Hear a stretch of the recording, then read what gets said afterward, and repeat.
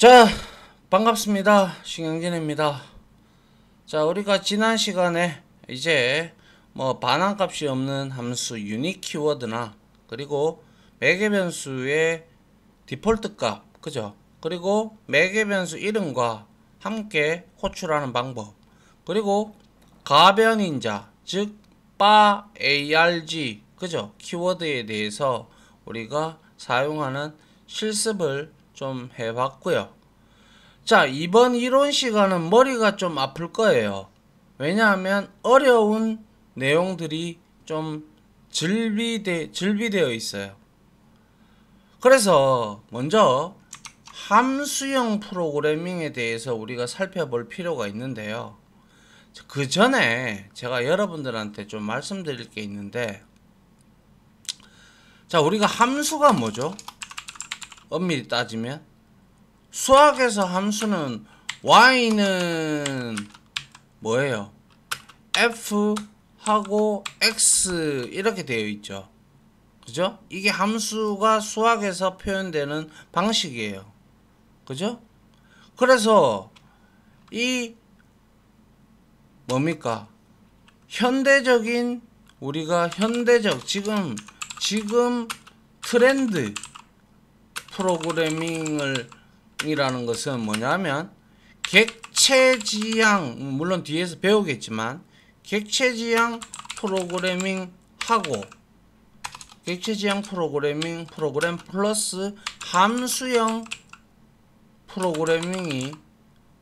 프로그래밍이 접목되게 만들어지는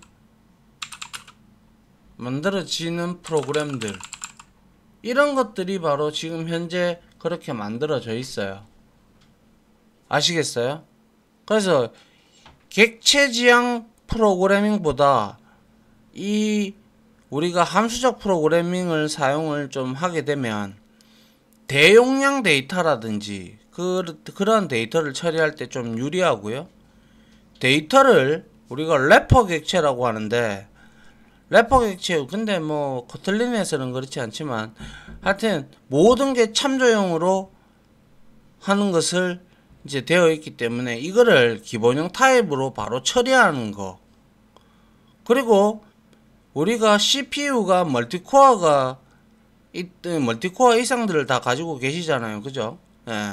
그래서 병렬 처리를 하고 취합할 때 객체보다는 함수가 좀 유리하죠.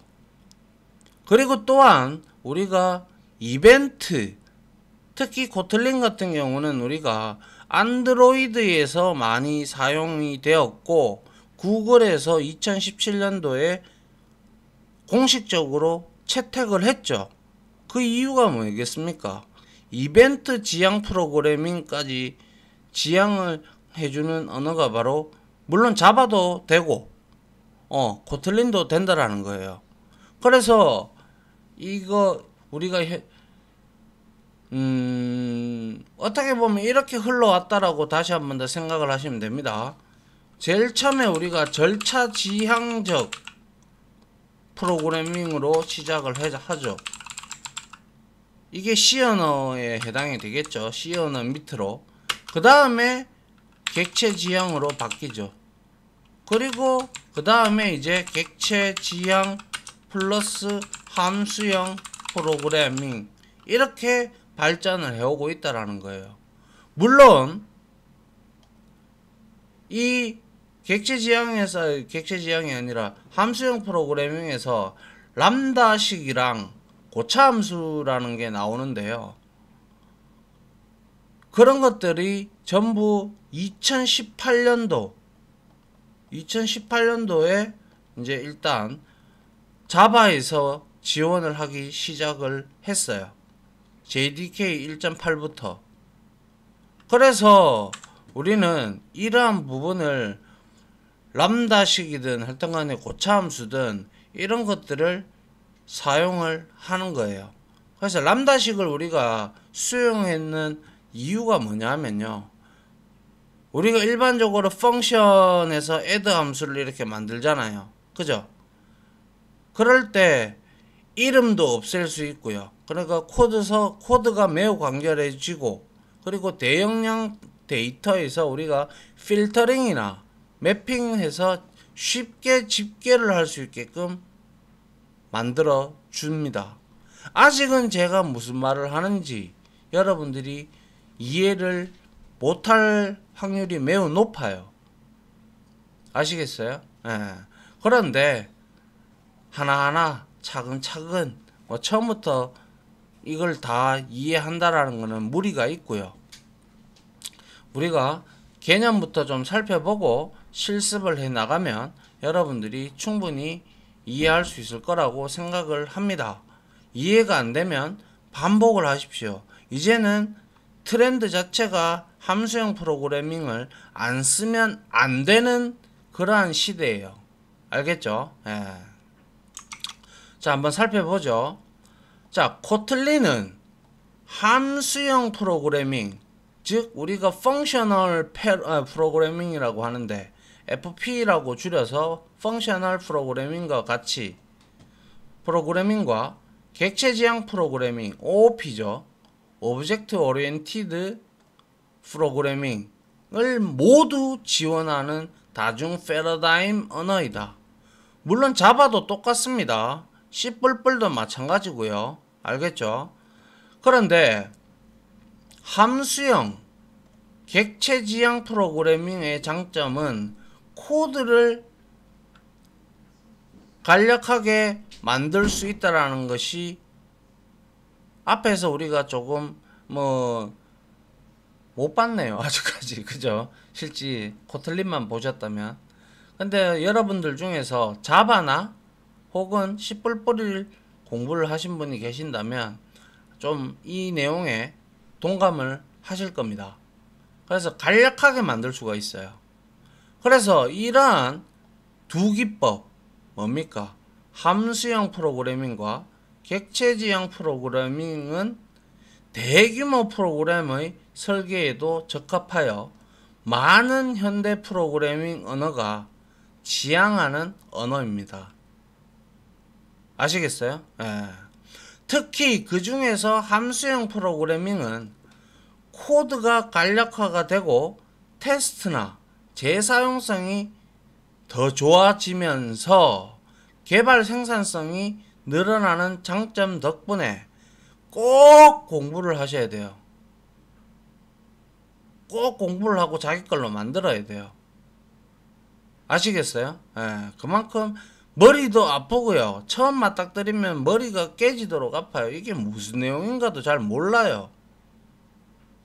그런데 우리가 안 해봐서 모르는 것이지, 이제 접목하고 여러분들이 사용을 하고 이용을 하면 할 수 있다라는 거예요.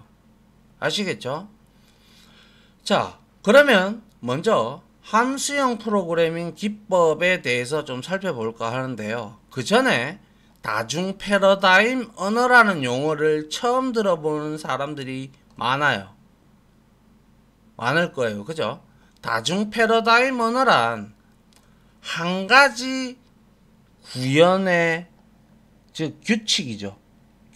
구현 규칙. 그죠? 거기에 얽매이지 않고 다양한 문법과 형식을 지원하는 언어 자체를 우리가 다중 패러다임, 마늘 다짜죠. 그죠? 예. 언어들을 통칭을 합니다. 특히 현대의 컴퓨터 언어, 프로그래밍 언어는 다중 패러다임 언어를 지향하며 발전하고 있어요. 대표적인 것들이 우리가 자바나 C++이나 또 코틀린도 마찬가지고요. 그죠? 예. 그래서 그러면 도대체 함수형 프로그래밍이 뭔데? 이렇게 적어놨죠. 그죠? 함수형 프로그래밍이라는 것은 순수 함수, 여기서 말하는 순수 함수는 우리가 지금까지 작성해왔던 방법 뭡니까? 우리가 이렇게 있잖아. fun 해서 add다. 그러면 여기에서 a 하고 int 그리고 여기에다 b 하고 int 하고, 그죠? 그리고 나서 리턴 타입이 있다면 int로 리턴을 해서 우리가 여기에서 뭡니까? return a 플러스 b 하고 이렇게 만드는 게 순수 함수예요. 왜냐하면 이 순수 함수라는 것은 말 그대로 여기에 숫자 int 0을 넣으면 그대로 숫자를 더해서 리턴을 해주잖아요. 그죠? 이게 순수 함수에서 함수형 프로그래밍은 순수 함수를 작성을 하여 프로그램의 부작용을 줄이는 프로그래밍 기법을 말하는 거예요. 그리고 함수형 프로그래밍에서는 람다식과 고차 함수를 사용합니다. 이 두 가지 용어가 상당히 왠지 어려워 보이고 처음 맞닥뜨리니까 뭔지 벌써부터 걱정이 앞서신다면 지금까지 해왔는 건 어떡하려고요? 그죠? 그러니까 이 두 개를 사용을 해요. 지금은 제가 이렇게 설명을 아주 하더라도 함수형 프로그래밍을 이해할 수는 솔직히 말해서 제가 생각해도 제가 만약에 학생의 입장이라도 이해하기는 힘들 거예요. 그래서 먼저 함수형 프로그래밍이 무엇인지 알기 위해서는 순수 함수를 이해할 필요성이 있어요. 이와 같은 함수죠. 아시겠어요? 예. 그래서 우리가 순수 함수에 대해서 일단 먼저 한번 보도록 하죠. 자, 순수 함수라는 것은 말 그대로 순수하다 이 뜻이에요. 그죠? 그래서 함수형 프로그래밍은 순수 함수를 사용하자 라는 것에서부터 출발을 했어요. 그러면 도대체 순수 함수란 무엇일까? 자, 앞에서 제가 잠깐 보여드렸지만 만일 어떤 함수가 같은 인자에 대해서 항상 같은 결과를 반환하면 우리는 이걸 두고 부작용이 없는 함수, 즉 오류가 없는 함수, 검증이 된 함수라고 우리가 칭을 하죠. 그죠? 그리고 부작용이 없는 함수가 함수 외부에 어떤 상태도 바꾸지 않는다면 우리는 않는다면 순수 함수 pure죠. pure. 그죠? pure function이라고 부른다. 이런 특성 덕분에 순수 함수는 우리가 이제 뒤에서 배우겠습니다만은 스레드, 이거는 작업 단위를 의미하는 작업 처리를 하는 프로세스의 하위단에 있는 그러한 스레드가 있습니다. 이것도 뒤에서 공부를 합니다. 순수 함수는 스레드에 사용해도 안전하고 코드를 테스트하기도 쉽다는 장점이 있다. 즉 순수 함수는 부작용이 없어 값이 우리가 볼 때 예측 가능하죠. 이런 것 같은 경우 제가 방금 썼듯이 이런 것들은 내가 만약에 숫자 2, 3을 줬다. 그러면 5가 더해져서 리턴이 될 거라고 어느 정도 추측이 된단 말이에요. 맞나요? 예. 그래서 값의 추측이 가능해 우리가 결정적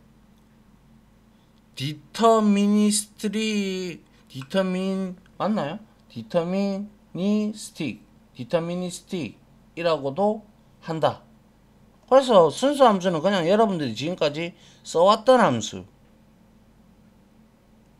즉 이렇게 함수 이름이 있고 매개 변수가 있고 그리고 리턴 타입이 있고 이런 선언부가 있고 구현부가 이렇게 존재하는 거, 그리고 값이 어느 정도 예측이 되는 거는 우리는 다른 곳에 이거는 영향을 끼치지 않잖아요. 또 그죠? 그렇기 때문에 얘는 우리가 순수 함수라고 하는 거예요. 부작용도 없잖아요. 이런 것들은. 맞죠? 예.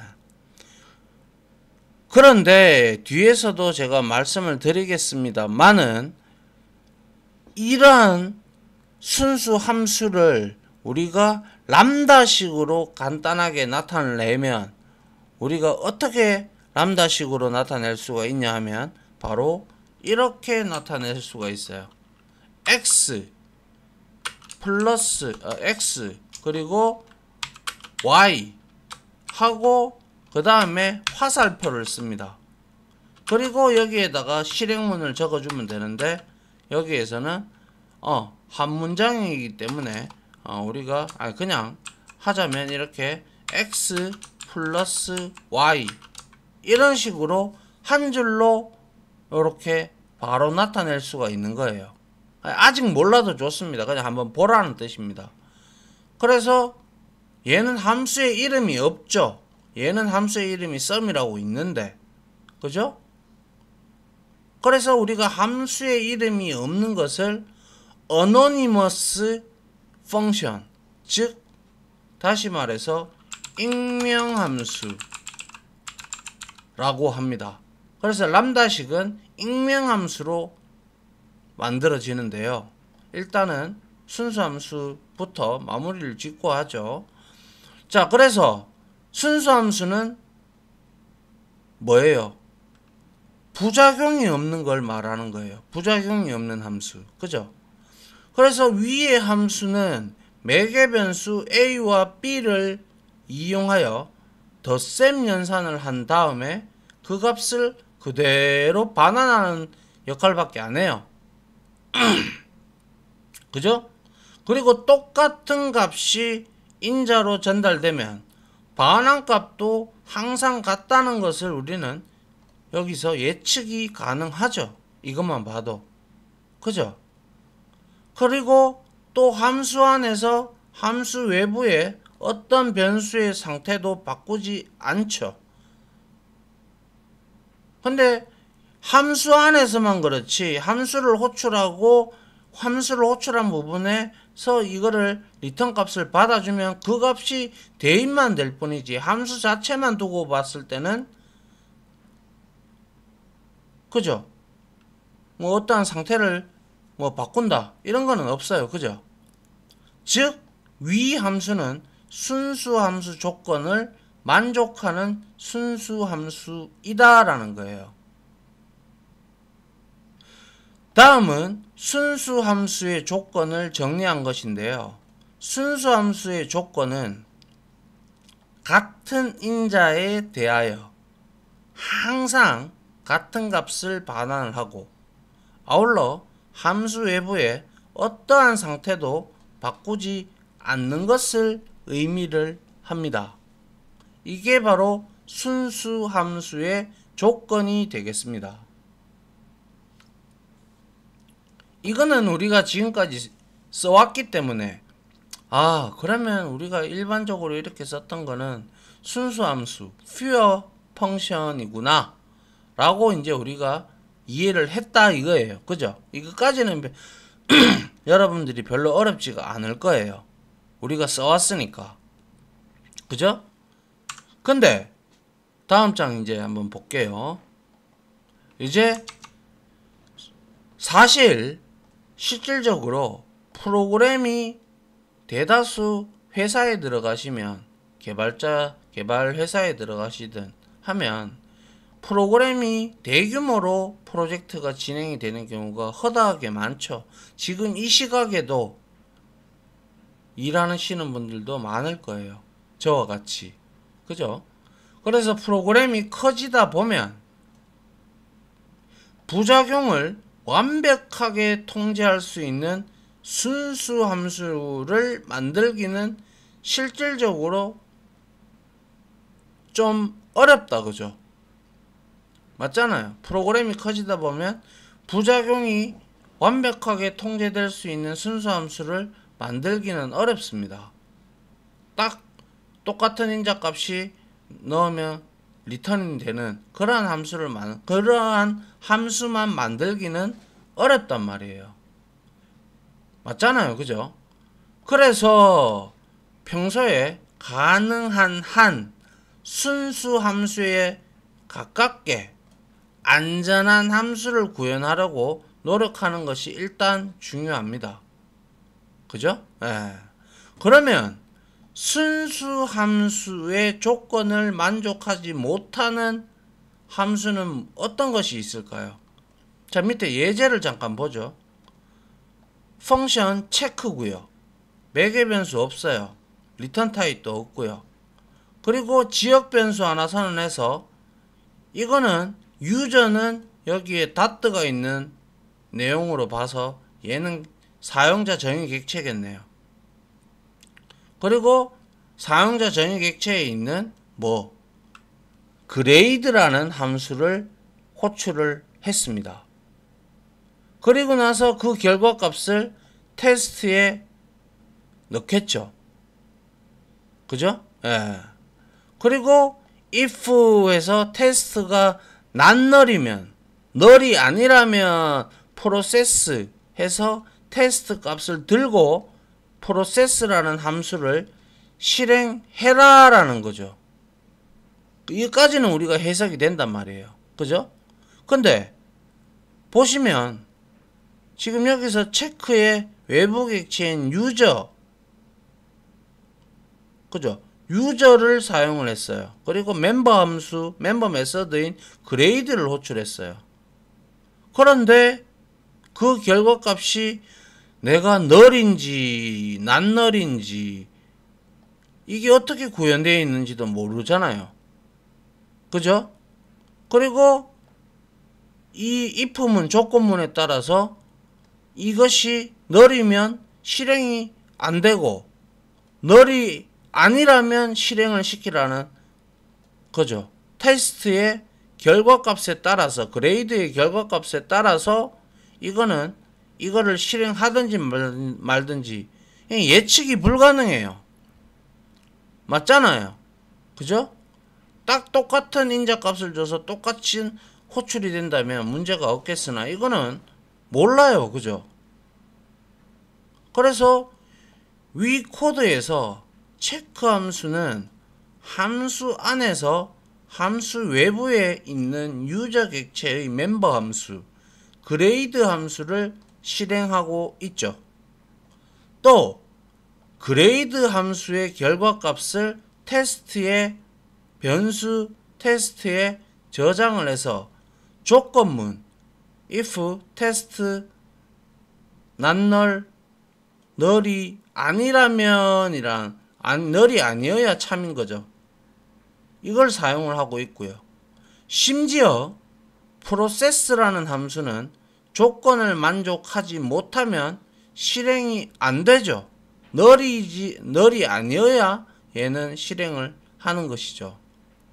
그래서 체크 함수만 보면 유저가 어떤 객체인지, 그레이드 함수는 또 어떤 값을 반환하는지, 또 프로세스 함수는 대체 무엇인지, 프로세스 함수는 대체 무엇을 하는지, 어떤 기능이 있는지 알 길이 없다라는 거예요. 알 길이. 그죠? 그래서 쉽게 말해서 체크 함수의 실행 결과를 예측하기가 쉽나요? 어렵죠. 바로 이런 함수가 순수 함수의 조건을 만족하지 못하는 그냥 일반 함수라고 볼 수가 있는 거죠. 맞습니까? 예. 이거는 순수 함수가 아니죠. 순수 함수는 같은 인자값을 넣었을 때 항상 같은 결과를 되돌려주는, 그리고 어떠한 외부에 영향을 끼치지 않는, 그게 바로 순수 함수의 조건인데 이거는 내용이 틀리단 말이에요. 그래서 이거는 그냥 일반적인 함수일 뿐이에요. 무슨 말인지 알겠어요? 예.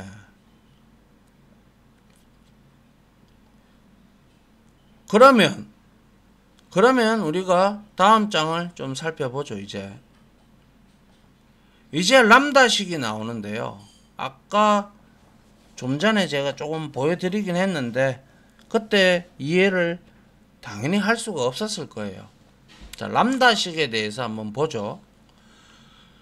자, 이번에는 함수형 프로그래밍에서 사용하는 람다 익스프레션이라고 해서 람다 식에 대해서 소개를 드릴게요. 람다 식은 람다 대수라는 게 있어요. 람다 대수는 람다 캘큘러스에서 유래한 것으로 다음과 같은 형태예요. 뭐예요? x와 x, y가 있고 화살표가 있고 x 플러스 y예요. 근데 람다식의 예예요. 이게 제가 앞에서 잠깐 보여드렸죠. 그래서 이거는 이름이 없죠. 함수인데 인자는 얘가 엄밀히 말하면 얘가 인자고요. 이게 이제 함수의 구현부예요. 그래서 이름이 없다고 해서 익명함수라고 해요. 그래서 위의 식을 보면 함수의 이름은 없고 익명함수이고 화살표가 사용되었다. 자, 그리고 수학에서 말하는 람다 대수는 이름이 없는 함수로 2개 이상의 입력을 1개로 출력을 단순화한다는 개념이다. 근데 저는 수학에서 모르겠어요. 제가 수학 전공이 아니라서 수학에서 이런 개념이 있는지는 제가 프로그래밍 공부를 하면서 알게 된 거예요. 사실 저도. 근데 수학을 전공으로 하시는 분들은 다들 알고 계시겠죠. 그죠? 예. 그래서 함수형 프로그래밍의 람다식은 다른 함수의 인자로 넘기는 함수, 함수의 결과값으로 반환하는 함수, 변수에 저장하는 함수를 말한다. 한국말로 적어놨는데 무슨 말인지 모르겠다. 그죠? 예.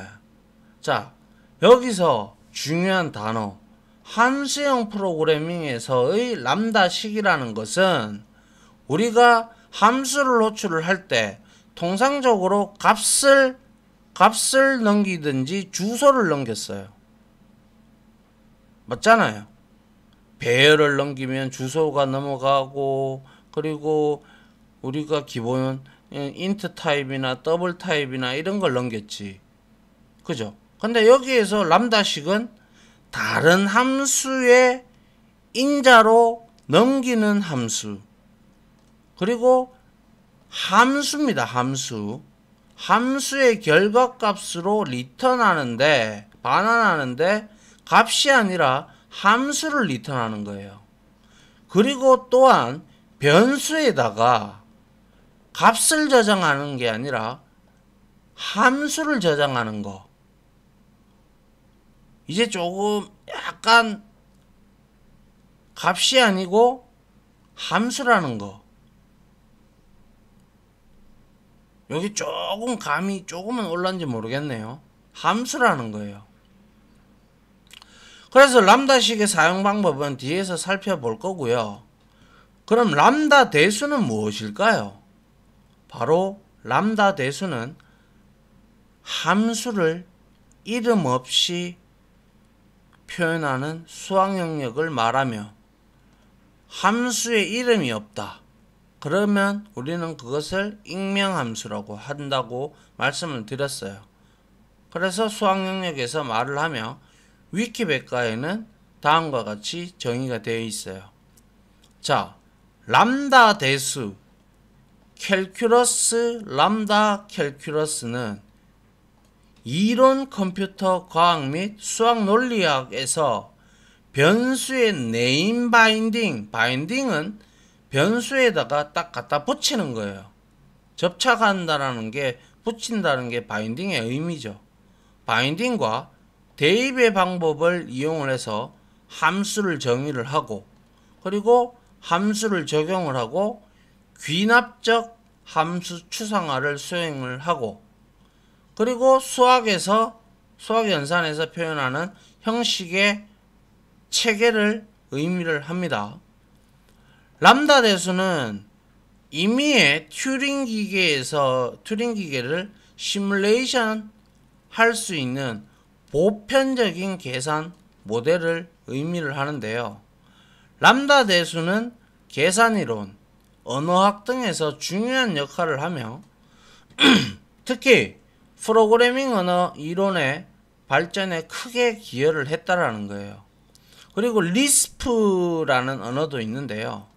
이와 같은 언어가 바로 함수형 프로그래밍 언어는 람다 대수로부터 직접적인 영향을 받아 탄생을 하게 되었고, 단순 타입 람다 대수는 현대 프로그래밍 타입 이론의 기초가 되었어요. 이런 거는 솔직히 여러분들이 몰라도 크게 상관은 없어요. 우리가 어떻게 사용을 하고 그 용어의 개념만 정도만 알고 계시면 된다라는 것이죠. 우리가 뭐 이걸 이론으로 시험을 칠 겁니까? 그건 아니잖아요. 그죠? 그리고 이거는 어디까지나 수학 영역에서 얘기를 하는 거고요. 아시겠죠? 예. 자, 그 다음 한번 보죠. 그래서 람다 대수는 현대 프로그래밍 언어에 많이 도입되기 시작했다. 왜 도입이 되었을까요? 그만큼 프로그래밍 하는데 도움을 주기 때문에 그런 것이겠죠. 그죠? 그만큼 아주 유용한 개념이에요. 특히 영국의 수학자인 앨런 튜링, 일찍 작고하신 분이네요. 예, 이분이 제안한 계산 모델인 튜링 기계, 앞에서 잠깐 언급드렸고요. 그래서 튜링 기계는 프로그램 내장형 컴퓨터의 기초가 되었고요. 튜링은 박사 후 논문에서 다음과 같이 계산 가능한 함수로 튜링이 정의를 해놨어요. 우리는 어떤 함수의 값이 순수한 기계적 과정을 통해 계산될 수 있을 때, 순수한 기계적 과정을 통해서 계산될 수 있을 때 그 함수를 계산 가능한 함수로 정의를 할 수가 있다라는 거죠. 그래서 이 튜링이라는 분이 독일의 암호 기계인 에니그마를 해독하기 위한 기계를 구상하기도 했다라고, 이건 역사적인 부분이고요. 이렇게 출발한 모델이 오토마타라는 인공지능을 위한 학문의 기초가 되었고, 뭐 이런 거는 우리가 뭐 구태여 알 필요도 없고 그냥 한번 들어보고 넘어가시면 돼요. 여튼 간에 이러한 람다식이 컴퓨터 분야에 크게 발전시키는 것으로 기여를 했다라는 거예요. 그럼으로써 람다식이 이제는 우리 프로그래머들한테는 프로그램을 하실 때는 람다식을 안 쓰는 곳이 없다, 이렇게 보시면 돼요. 그런데 자바든 코틀린이든 뭐든지 간에 얘네들은 뭡니까? JDK 1.8부터 람다식이 지원이 된다라고 제가 자바에서는 그렇게 말했죠. 그러면 1.7에서는 지원을 안 하는데 1.7 이하 버전에서 만들어진 부분은 어떻게 해야 되나? 어쩔 수 없죠. 그거는 업그레이드를 해야죠. 아니면 하위 호환성을 위해서 람다식을 사용할 수가 없는 거죠. 그런데 향후 이제 앞으로 만들어지는 그러한 것들은 람다식을 아주 많이 쓸 수밖에 없어요. 나중에 우리가 예제로 살펴보면 얼마나 이 람다식이 편리하고 좋은지 알 수가 있습니다. 아시겠죠? 예. 그래서 람다식은 앨런 튜링 박사로부터 기초로 해서 나왔다, 이렇게 여러분들이 생각을 하시면 되겠다라는 거예요. 그래서 시간이 벌써 이래 됐네요.